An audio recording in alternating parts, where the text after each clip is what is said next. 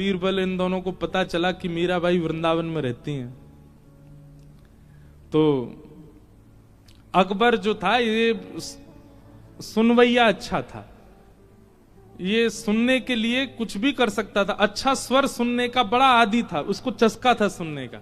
मीराबाई बहुत सुंदर गाती थी, तो इसने बीरबल से कहा, बोले सुनो, हमने सुना वृंदावन में मीराबाई रहती हैं, हाँ उनका स्वर सुनना है। तो बीरबल बोला, देखिए वृंदावन में किसी का भी स्वर आपको सुनना है तो आप बादशाह बनकर के तो नहीं सुन सकते, क्योंकि वृंदावन वाले जो हैं ये बादशाहों के लिए नहीं गाते, ये तो ठाकुर जी के लिए गाते हैं। तो आपको रूप बदल के, ऐसे ही एक और घटना भी आती है, वहां तानसेन के साथ अकबर गए थे स्वामी श्री हरिदास जी का स्वर सुनने के लिए। तो वहां तो ऐसा हो गया था कि तानसेन ने कहा कि देखिए हमारे स्वामी श्री हरिदास जी महाराज जी सबके सामने नहीं गाते, ये केवल ठाकुर जी के आगे गाते हैं, उनका स्वर सुनना है तो आपको मेरा सेवक बन के चलना पड़ेगा। तो इतना रिजवार था अकबर कि तानसेन का तंबूरा उठाने वाला बन गया, पीछे पीछे हजूरी करता हुआ चल रहा है कि स्वामी जी का मैं स्वर सुन लूं। तानसेन ने बोला था, बोले देखो तुम चल तो रहे हो स्वामी जी के पास, पर आपकी एक बहुत गलत आदत है, क्या आप किसी का भी स्वर सुनते हो तो वाह वाह वाह ऐसे करते हो। स्वामी श्री हरदास जी के सामने वाह वाह मत कर देना, नहीं तो बहुत पिटाई होगी, कोई नहीं देखेगा तुम बादशाह हो कौन हो। अकबर बोला नहीं नहीं मैं वाह वाह नहीं करूंगा। और अकबर बिल्कुल दीन हिंसा बनकर के, बिल्कुल सेवक बनकर के तानसेन के गए। निधिवन राज में विराजे थे, हाथ में लिए वीणा, हाथ में श्री स्वामी हरदास जी महाराज ठाकुर जी को कुछ सुना रहे थे। इतने में बीरबल ने आकर के, तानसेन ने आकर के जैसे प्रणाम किया, स्वामी श्री हरदास जी ने उसको देखा, पीछे देखा तंबूरा पकड़े कोई खड़ा है। स्वामी जी ने इशारा किया, गाओ तानसेन कुछ गाओ। तो तानसेन गाने लगे। एक तानसेन का बहुत अच्छा पद है, पर आपको समझ नहीं आएगा इसलिए नहीं सुनाऊंगा, पर सुनाऊंगा थोड़ा, एक आध शब्द तो कहूंगा। नाम आया तो एक तानसेन का भी पद सुनाएंगे। तो तानसेन से कहा कुछ सुनाओ, तो तानसेन गाने लगा। गाते गाते गाते पीछे से अकबर ने नोचा, बोले तुम्हारा नहीं गुरुदेव का सुनना है, कुछ करो इनसे गब्बाओ। तानसेन बोला ये ऐसे तो गाएंगे नहीं, मैं कुछ गड़बड़ी करूंगा तो मेरे को सुधारने के लिए गाएंगे, और जैसे ही मुझे सुधारने को गाएंगे तो ये अकबर सुन लेगा। तो तानसेन गाते गाते गाते गाते उन्होंने कुछ गड़बड़ी की गाने में। जैसे ही गड़बड़ी की, स्वामी जी ने तुरंत देखा, वो क्या कर रहे हो ये गुरुदेव, थोड़ा आगे वाला भाव आ नहीं रहा है, आप बता देंगे। स्वामी जी मंद मंद मुस्काए, बोले सीधे बोलो हमारा स्वर सुनना चाहते हो। बोले जी गुरुदेव यही बात है। बोले क्योंकि मैं जानता हूं कि तुम इस राग में बहुत निपुण हो, गलती कर नहीं सकते, ये जानबूझ के कर रहे हो। और स्वामी जी ने जैसे ही स्वर छेड़ा, आहा, आकाश में सूर्य चंद्र एक साथ प्रकट हो गए। एक तरफ वर्षा ऋतु आने लगी, एक तरफ शिशिर ऋतु, एक तरफ ग्रीष्म ऋतु। जितने पृथ्वी के कण थे सब कण झंकृत होने लगे। लता पत्र गुल्म सब पुष्पित, सब पल्लवित, सब फलित होने लगे। और महाराज ऐसा स्वर लहरी प्रकट हुई कि आपस में सारे वृक्ष एक दूसरे से लिपटने लगे, कुंजें प्रकट होने लगी, यमुना जी स्तब्ध हो गई, कोयल पक्षी सब बिल्कुल स्थिर होकर के स्वामी जी का स्वर सुनने लगे। ऐसा स्वर स्वामी श्री हरदास जी का। बादशाह अकबर का मुंह खुला रह गया, आंख खुली रह गई, वो तो स्तब्ध हो गया स्वर सुन करके। और जब गायन करते करते करते करते स्वामी श्री हरदास जी महाराज ने जैसे ही अपना गायन पूर्ण किया, पूर्ण होते ही सब यथावत समान हो गया। और जैसे ही समान हुआ, बादशाह अकबर को होश आया। होश आती बोला वाह वाह वाह। उसकी वाहवाही सुनते ही स्वामी श्री हरदास जी महाराज को क्रोध, कौन है ये वाहवाही कर रहा है, ये कौन है, ये जरूर कोई बादशाह है, ये तुम्हारा कोई तंबूरा उठाने वाला नहीं, सत्य बताओ कौन है, नहीं तो इसको अभी देख लूंगा मैं। तुरंत तानसेन ने कहा, बोले तुरंत चरणों में गिर जाओ, नाक रिगड़ो गुरुदेव के सामने। वाह भाई, क्यों करी तुमने? क्यों? क्योंकि वृंदावन में रहने वाले किसी व्यक्ति विशेष को रिझाने को नहीं गाते, जी को रिझाने के लिए गाते हैं। वो व्यक्ति विशेष उस पर प्रशंसा कर दे, वो उनको स्वीकार नहीं।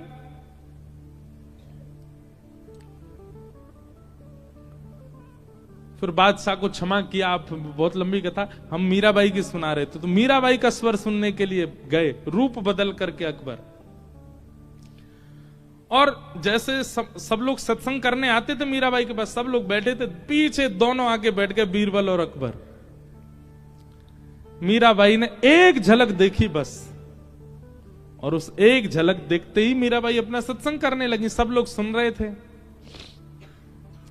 सब लोग प्रणाम करके जाने लगे। जैसे ही अकबर बीरबल भी आए हाथ जोड़ के प्रणाम करने के लिए, मीराबाई के सामने जैसे ही झुके, तुरंत मीराबाई कहती हैं, एक जहां पना का इतना दीन होना यह बताता है कि वो सत्संग तो करता है। आप भले ही रूप बदल करके आए हैं, परंतु रूप बदल करके किसी सत्संग में आए हैं, इससे मुझे बड़ी प्रसन्नता है। अकबर हक्का बक्का रह गया, इनको कैसे पता, ये कैसे पहचान गई? अकबर कोई छोटा मोटा राजा तो है नहीं, उसके पास तो एक से एक पलस्तर करने वाले हैं। वो खूब रूप बदल के आया, पर मीराबाई पहचान गई। अकबर कहता है, ये विद्या आपके पास कहां से आई? तो मीराबाई कहती हैं, ये सत्संग की विद्या है। सत्संग ऐसी दृष्टि प्रदान करता है कि सामने वाला व्यक्ति कौन है, किस प्रकार का है, क्या खाता है, कैसी जगह बैठता है, कैसी जगह उठता है, ये सब अनुभव उसके केवल एक बार नेत्र देखने मात्र से हो जाता है। ये सत्संग का प्रभाव। आपके बैठने की अदब से पता चल रहा था कि आप जहां पना है, आप सत्संगी नहीं है। सत्संगी ऐसे नहीं बैठता जैसे आप बैठे थे। तो नेत्रम, वक्त्रम और विकारेण, इन तीनों से पता चल जाता है व्यक्ति कितना साम्यवर्ती हो सकता है, कितना समीप लाने योग्य है। इसलिए जिनका ये प्रश्न है, उनसे हमारी प्रार्थना, सत्संग बढ़ाइए, परखने की भावना से नहीं, केवल सत्संग कीजिए। जैसे ही सत्संग आपके चित्त में आने लगेगा, आपको लगने लगेगा, जैसे घी लगता है शरीर को तो मोटापा बढ़ता है, मीठा लगता है तो शुगर बढ़ती है, ऐसे ही दवाई लगती है तो बुखार उतरता है। ऐसे सत्संग लगेगा, सत्संग आपके चित्त में जाने लगेगा तो आप नेत्रों से परखिया भाव में आ जाओगे, परखने लग जाओगे। फिर और दो प्रकार का परखना होता है, एक तो होता है सबको परख करके उनके प्रति हीन भावना रखना, पर सत्संगी परखिया कैसा होता है, वो परख भी लेगा और हीन भावना भी नहीं रखेगा। वो पहचान जाएगा कि व्यसनी है, पर व्यसनी को देख करके भी उसके चित्त में हीन भावना नहीं आएगी। संसारी व्यक्ति जो परखने वाला होता है, वो देख, अच्छा ये तो बहुत पीता है, इससे संबंध नहीं रखना, ऐसा हो जाए। पर सत्संगी ऐसा नहीं होता, वो परखने के बाद भी त्याग नहीं करेगा, हां अति सामीप्य में भी नहीं लाएगा। तो जिनका ये प्रश्न था, बहुत अच्छा प्रश्न, ऐसे प्रश्न होने चाहिए कि सुनना, बोलने वाला, सुनने वाला और सबको समाधान मिले।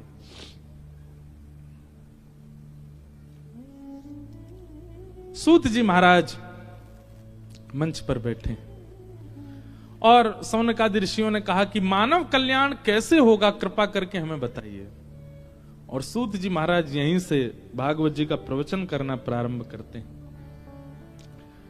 सब भाव बताते हुए आपने भागवत जी का निर्माण कैसे हुआ यह कथा सुनाई। इदं भागवतम नाम पुराणम ब्रह्म संहितम उत्तम श्लोक चरितम चकार भगवान ऋषि। बहुत ध्यान से सुनिए, जिन कथा को आप सुन रहे हैं भागवत जी को, इनका निर्माण कैसे हुआ। वेद व्यास जी ने भागवत जी का निर्माण किया। अधिकतर हमारे हिंदू वैदिक सनातन धर्म के जितने भी पुराण हैं, सबके रचयिता कौन है? वेद व्यास। वेदों के रचयिता कौन है?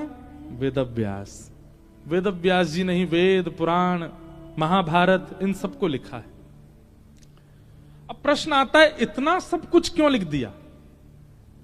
अन्य पंथ मजहबों में जाओ तो वहां एक ही ग्रंथ है, और हमारे हिंदू वैदिक सनातन धर्म इतने सारे। कई बार तो मेरा इतना सिर घूम जाता है, 7 दिन कथा सुनने के बाद जैसे ही मैं कथा करके, तो एक व्यक्ति बोला, महाराज जी आपकी भगवत गीता प्रवचन बहुत अच्छे लगे, हमने 7 दिन रोज सुने। मेरे मन में आती है, मैंने कि अरे बावड़े, ये भगवत गीता नहीं थी, ये श्रीमद् भागवत थी। भगवत गीता अलग है, भागवत जी अलग हैं। कई लोग रामायण और रामचरितमानस में अंतर नहीं जानते। सुनने गए रामचरितमानस, पर क्या बोलेंगे, हम रामायण सुनने गए थे।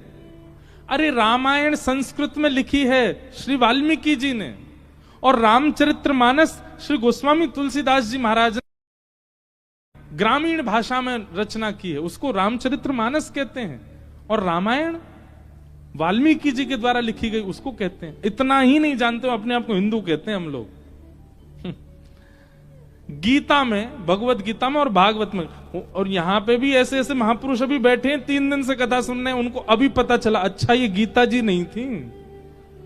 यहां पे भी 2-4 ऐसे बैठे हैं, क्योंकि मुझे दिख गए ऊपर से, उनको अभी अभी पता चला अच्छा भगवत गीता नहीं है जो ये सुना रहे हैं। 1 लाख श्लोकों से युक्त महाभारत, और उस महाभारत में मध्य में कृष्ण ने अर्जुन को जो संवाद सुनाया वो है भगवत गीता। छोटी सी, केवल 700 श्लोकों से युक्त है। और जिन श्री कृष्ण ने अर्जुन को महाभारत के बीच में गीता सुनाई, वो कृष्ण कौन है, उनका परिचय और उनके स्वभाव का परिचय जहां है, वो है श्रीमद् भागवत। आप भागवत सुन रहे हैं, भगवत गीता नहीं। तो वेदव्यास जी ने सबकी रचना की, पर इतना क्यों लिखा? अब इसमें 2 बातें सुनिएगा। पहली बात, आपने किसी बिजनेस को प्रारंभ किया, एक दुकान से शुरू किया, और एक समय आने पर महाराज बड़ी बड़ी फैक्ट्रियां हो गई, तो आपका बिजनेस अच्छा चल रहा है ये पता चल जाएगा। आपने जो क्रिया की वो लाभकारी हुई, इसीलिए तो इतना विस्तार हो गया। लेकिन जिस दुकान से शुरू करी वही दुकान पे ही है, उसको भी बेचने की नौबत आ गई, तो इसका मतलब क्या है, आपका जो कार्य था वो बढ़िया नहीं चला। हमारे एक दृष्टिकोण से देखो तो वेदव्यास जी ने इतने ग्रंथ लिख दिए, एक नहीं अनेक लिखे, अनेक नहीं अथाह लिखे। संपूर्ण 100 वर्ष की आयु में आप हिंदू एक ग्रंथ को तो नहीं देख पाओगे। ऐसे गिनती के 4-5 लोग ही होंगे पूरे भारत में भी जिन्होंने सबरे ग्रंथ देखे हैं, नहीं देख सकते हम, इतना विस्तृत है हमारा। तो ये विस्तार कब होता है? जब कार्य श्रेष्ठ होता है तभी उसका विस्तार होता है। जय हो रुक्मणी मैया, विराज जाओ, कथा सुन लो, हाँ बैठ जाओ। कौन की लाली है भैया ये? अरे मैया कहा ठानी मन में, लाली छोड़ दे वन में। जय हो। अब यहां राधा रानी तो नहीं घूमेंगे, यहां तो रुक्मणी जी घूमेंगे, द्वारिका है। पर ये भी कॉन्सेप्ट एक दिन सुनाएंगे हम। श्री जी भी विराजती हैं रुक्मणी जी का ध्यान रखने के लिए द्वारिका में। अब वो प्रसंग आएगा तो ही कहेंगे उसको। तो मैं क्या बता रहा था? हाँ, विस्तार कब होता है? जब कार्य उचित हुआ हो तभी उसका विस्तार होता है। और दूसरी बात, वेदव्यास जी ने इतना विस्तार इसलिए किया क्योंकि वो जो रच रहे हैं उससे उनको कहीं ना कहीं संतुष्टि नहीं हो रही थी। स्वांत सुखाय तुलसी रघुनाथ गाथा, जब तक आपको स्वयं को सुख नहीं मिलेगा अपनी क्रिया से, आप चाहे उस काम को कितना भी अच्छा कर लीजिए, उससे किसी का नहीं हो सकता। हम कथा में आते हैं तो बहुत सारे लोग हमको बोलते ये वाला भजन सुना देना महाराज जी, ये वाला प्रसंग सुना देना, ये वाली कथा सुना देना। यहां बैठ करके हम वो सुनाते हैं जो हमारे चित्त में आ रहा होता अचानक, और लगता है कि इससे अगर मेरा चित्त प्रसन्न है तो निश्चित है जितने लोग बैठेंगे सबका चित्त प्रसन्न हो जाएगा। पर एक व्यक्ति विशेष का भाव रख के अगर मैं यहां से कुछ स्पेसिफिक चीज कहूंगा तो वही प्रसन्न होगा, सब नहीं होंगे। सबकी प्रसन्नता तब हो सकती है जब प्रवचन करने वाला स्वयं अपने चित्त को प्रसन्न करता हुआ बोल रहा हो। तो वेदव्यास जी इतना कुछ लिख रहे थे पर उनका चित्त कहीं ना कहीं प्रसन्न तो था, पर अभी भी लग रहा था कुछ तो रह रहा है, कुछ तो छूट रहा है, कुछ तो अपूर्णता है, जिसके कारण वेदव्यास जी बड़े चिंतित हो गए कि मैं क्या करूं। मैंने इतना कुछ लिख दिया, महाभारत लिख दी, 18 उपपुराण लिख दिए, 17 महापुराण लिख दिए, मेरा मन अशांत, अभी ऐसा क्यों लग रहा है कि कुछ अपूर्ण है, कुछ छूट रहा है। तभी वहां नारद जी का आगमन हुआ और नारद जी आकर के बोले, भगवान आप इतने उदास क्यों हो? तो वेदव्यास जी बोले, मैंने इतना कुछ लिख दिया, मेरे मन को शांति नहीं मिल रही है। तब नारद जी ने कहा, अशांति का कारण केवल एक है। बोले क्या? बहुत ध्यान से सुनिएगा, ये विषय बहुत अच्छा लगता मुझे। यहां जितने भी जॉब करने वाले बैठे हैं या जितने भी घर संभालने वाले बैठे हैं, सब ध्यान से सुनना। आप अपना पूरा पूरा दे रहे हो फिर भी मन अशांत है, कारण क्या है? कारण यहां नारद जी बता रहे हैं, आपकी पूर्णता है कार्य में, लेकिन फिर भी हृदय की अशांति का कारण केवल एक है। भवतानुदित प्रायम यशो भगवतो मलम ये नैवासौ न तुष्येत मन्ये तद्दर्शनम खिलम। नारद जी कह रहे हैं, व्यक्ति सब कुछ अर्पित करने के बाद भी अशांत क्यों है? बहुत ध्यान से सुनना, गंभीर बात है। उसने धर्म आचरण किया है, उसने अर्थ आचरण किया है, उसने काम आचरण किया है, उसने मोक्ष आचरण किया है। ये चतुर्विध पुरुषार्थ है, धर्म अर्थ काम और मोक्ष। आपने सब कुछ लगा दिया लेकिन फिर भी आपका मन अशांत क्यों है? क्योंकि आपने धर्म अर्थ काम मोक्ष चारों का आश्रय लिया, प्रेम का आश्रय नहीं लिया। कहीं ना कहीं आपके शांति का कारण क्या है? आपके चित्त में प्रेम का अभाव। किसका अभाव? प्रेम का। चित्त में प्रेम नहीं है, इसलिए आपको आपकी हर क्रिया में अपूर्णता लगेगी। इसका एक उदाहरण दें, है तो बहुत सामान्य सा उदाहरण पर शायद समझ आ जाए। होटल में भोजन करने जाओ, 8-10 हजार रुपए का बिल बना करके इतनी सारी सब्जी रोटी विविध विविध प्रकार की रोटियां खा के आओ, आपके चित्त को पूर्णता का अनुभव तो होगा पर संतुष्टि का अनुभव नहीं होगा। पर वही घर में मां फूली फूली रोटी बनावे और हाथ की चटनी बना दे, बस और कुछ नहीं। चलो एक काम, एक और दाल बना दे बढ़िया वाली, केवल दाल चटनी और फूली फूली रोटी बढ़िया हाथ की बना करके आपको पवा दे, आपको संतुष्टि का भी अनुभव होगा और पूर्णता का भी अनुभव होगा। चित्त में एक अद्भुत शांति सी लगेगी। और विशेष रूप से यह अनुभव वो लोग कर पाते हैं जो बहुत बाहर रहते, जैसे मैं, हम पूरी दुनिया में रहते हैं ना, इधर से उधर जाते रहते हैं। हमको तो बहुत याद आती है कि कब घर जाएं, कब माँ के हाथ से कुछ पाएं। वो सामान्य सी चटनी पूरी दुनिया के व्यंजनों के आगे फीकी सी लगती। क्यों? क्योंकि आपने होटल में जो बनाया, वहां व्यक्ति जिसने भोजन बनाया वो कर्म करता हुआ, वो बस सब्जी बना रहा है, उसमें मसाले डाल रहा है, उसमें नमक डाल रहा है, उसमें सब्जियां डाल रहा है, रोटी बना रहा है, दुनिया भर की बातें कर रहा है। उसमें मेहनत है, परिश्रम है, वस्तु है, सामग्री है, प्रेम नहीं है। पर घर में जो मां प्रसाद बना रही है,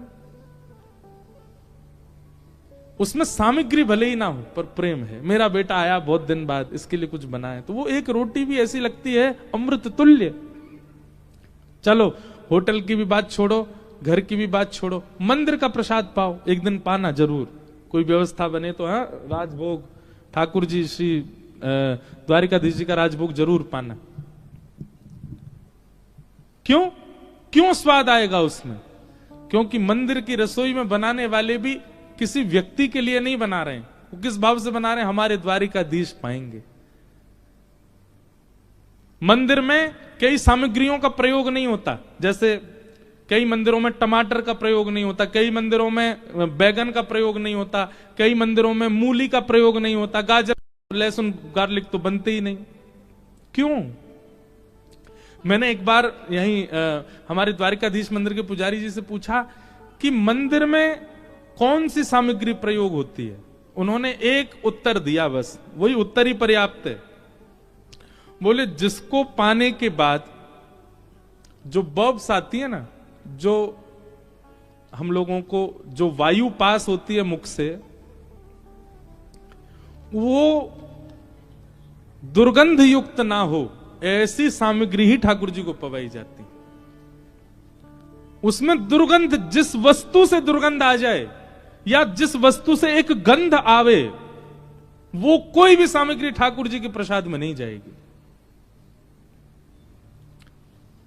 अब उन सामग्रियों का चयन करो जिसके बाद वायु जो मुख से आई है उसमें कोई गंध नहीं हो, वो ठाकुर जी को प्रसाद में जाती है, वो सामग्री जाती है। तो ये सामग्रियों का चयन क्यों किया गया? ठाकुर जी के सुख के लिए किया गया, इसीलिए प्रसाद अमृत तुल्य हो जाता है। अरे कहां तक कहें, पुजारी जी ने दिया, वो अगर हाथ से गिर भी गया ना मंदिर परिसर में, तो व्यक्ति वहां पे संकोच नहीं करता, उठा के तुरंत पा लेता है। आज सुबह ही हुआ, हमको माखन मिश्री बांट रहे थे, तो किसी को दिया, एक बूंद नीचे गिर गया, उन्होंने तुरंत लिया, पा लिया। और यही कहीं और गिर जाए, आदमी नहीं पाता। क्यों? क्योंकि वो प्रेम युक्त सामग्री वहां पर बनी गई है, ठाकुर जी के लिए बनी गई है, किसी व्यक्ति विशेष के टेस्ट बर्ड्स को सुख देने के लिए नहीं है, उसकी जिह्वा को प्रसन्न करने। तो सामग्री का चयन किस भाव से किया गया, उससे वह सामग्री सिद्ध हो जाती है, शुद्ध हो जाती है। अब हमने इतनी बड़ी बात समझाई, मूल बात ये, नारद जी वेद व्यास जी से कह रहे हैं, बोले व्यास जी आपने जितने भी ग्रंथ लिखे हैं, सब ग्रंथों का लक्ष्य क्या है? धर्म, अर्थ, काम और मोक्ष की प्राप्ति। धर्म की प्राप्ति, अर्थ की प्राप्ति, कामनाओं की पूर्णता की प्राप्ति और अंततो गत्वा मोक्ष की प्राप्ति। आपने केवल इन 4 बातों के लिए सब कुछ लिखा है, प्रेम की प्राप्ति के लिए कुछ नहीं लिखा, इसलिए आपका चित्त अशांत है। आपने प्रेम को केंद्र बिंदु बना करके कुछ नहीं लिखा, इसलिए आपका चित्त अशांत है।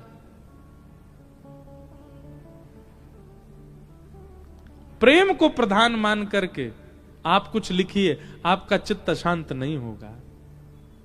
भैया जब व्यक्ति प्रेमी हो जाता है ना, वो धर्म की चिंता नहीं करता। सबसे पहली बात, व्यक्ति प्रेमी हो जाता है फिर उसको अर्थ की चिंता नहीं होती। व्यक्ति प्रेमी हो जाता है फिर उसको कामनाओं, उसकी कामनाएं सब धरी रहे एक कोने, प्रेम प्रधान हो जाता है। और क्षमा कीजिए अगर मैं प्रेम की बात कर रहा हूं तो ये आजकल के आशिकों को मत ले लेना इसमें बिल्कुल भी, जो पड़े रहते हैं डिप्रेशन में, नहाए नहीं 5 दिन से, दुर्गंध मार रही है, उन आशिकों को प्रेमियों में मत लीजिएगा कृपा करके। धुआं उड़ा रहे हैं, तुम नहीं मिली तो हम कहां जाएंगे, मर जाएंगे। ऐसे आशिकों को आप प्रेम की चर्चा में तो बिल्कुल, ये प्रेम का उपहास हो जाएगा अगर ऐसे आशिकों को आप लेके आओगे।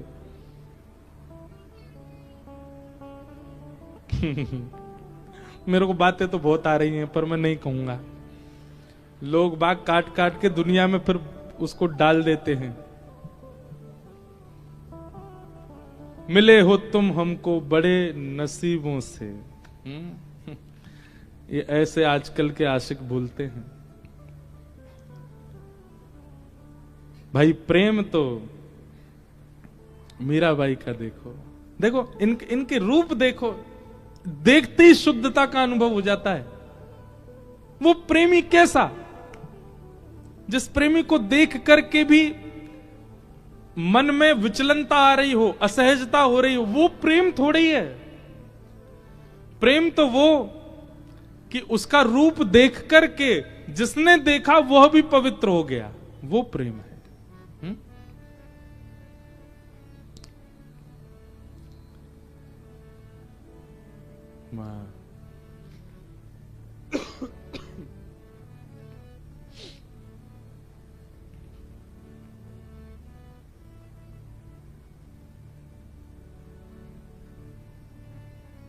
प्रेम तो वो श्रेष्ठ जिनको देख करके मन शुद्ध हो जाता हो, हृदय पवित्र हो जाता हो, और मलिनता आ जाती हो, और काम भावना प्रकट हो जाती हो, और क्रोध आ जाता हो, और ईर्ष्या द्वेष और दूर रहने की, ये कोई प्रेम है?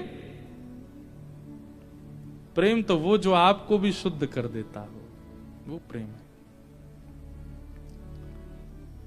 हमारे वृंदावन में एक ठाकुर जी की मुसलमान भक्त हुई, उनका नाम था ताज बेगम। क्या नाम था? ताज बेगम। उनको मंदिर में घुसने नहीं दिया जाता था। क्यों? क्योंकि वो हिंदू नहीं थी।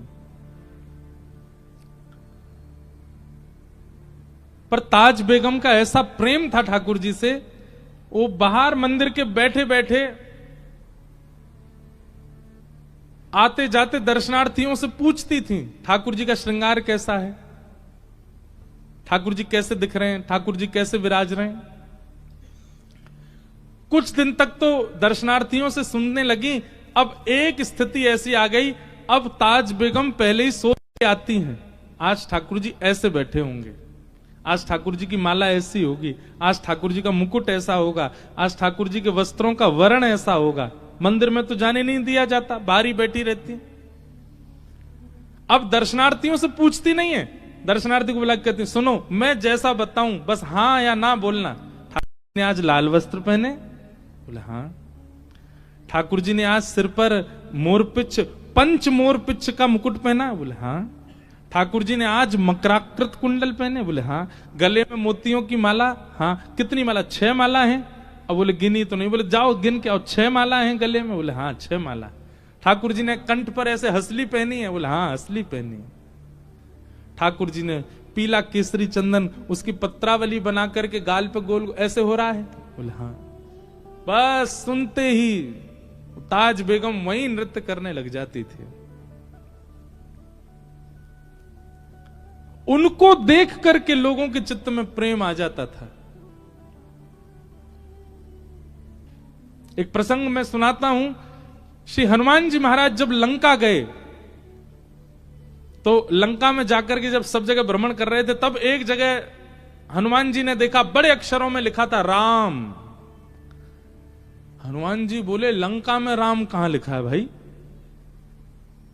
तो हनुमान जी ने परीक्षा लेने के लिए एक ब्राह्मण का रूप धारण किया, और ब्राह्मण का रूप धारण करके उर्दपुंड लगा करके बिल्कुल केश आदि त्याग करके बानर वेश छोड़ करके एक सुंदर ब्राह्मण का रूप धारण किया, खड़ाऊ पहन करके चट चट चटकाते भाई भीतर प्रवेश कर गए।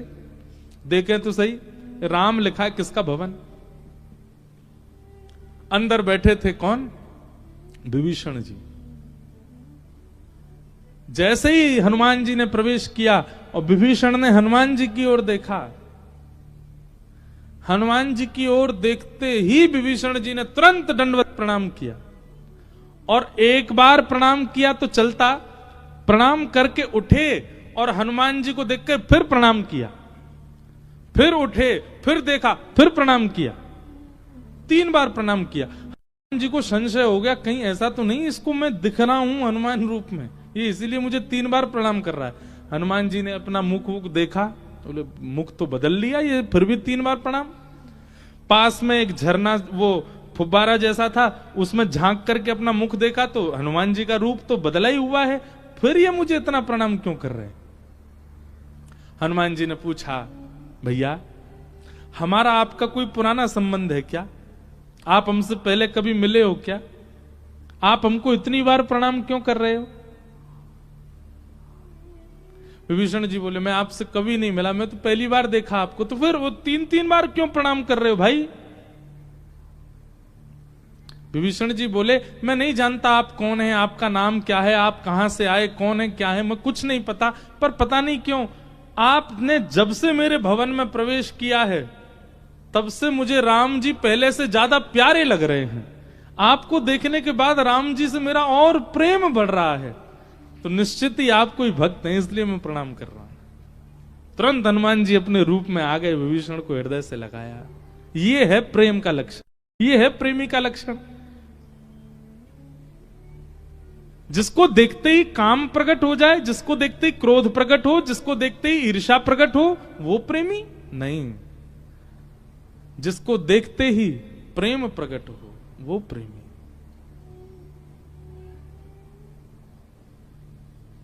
वो प्रेमी।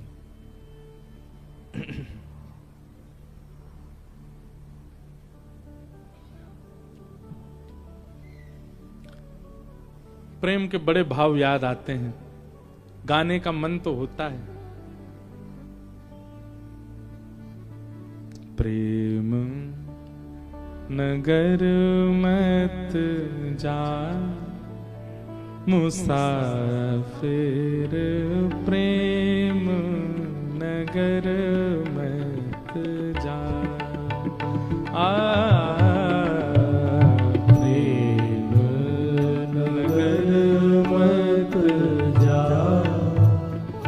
हमारे वृंदावन को प्रेम नगर कहा जाता है। प्रेम नगर मत जाओ, क्यों? प्रेम नगर की सकरी हैं गलियां, प्रेम नगर की सकरी हैं गलियां, प्रेम नगर की सकरी हैं गलियां, प्रेम नगर की सकरी हैं गलियां, प्रेम नगर की सकरी हैं गलियां, प्रेम नगर की सकरी है। क्यों?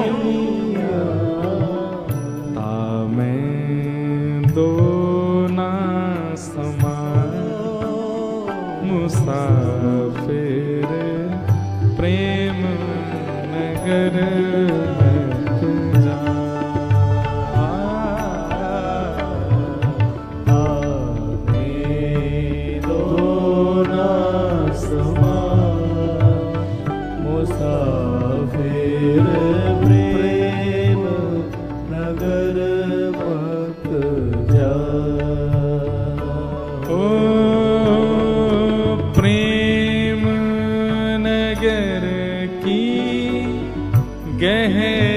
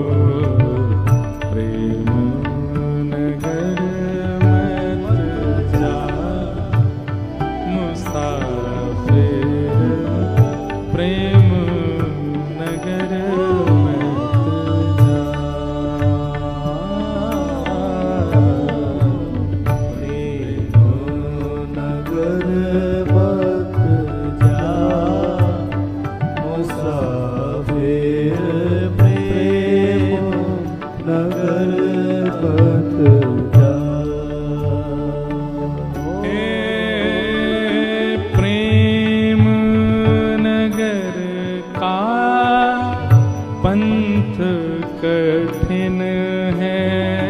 प्रेम नगर का पंथ कठिन है। प्रेम नगर का पंथ कठिन है। प्रेम नगर का पंथ कठिन है।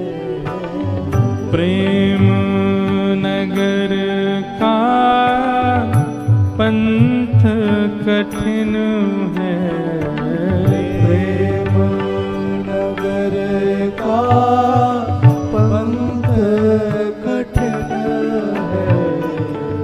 आपे ना चलता मुसाफिर प्रेम नगर मत जा। आपे ना चलता मुसाफिर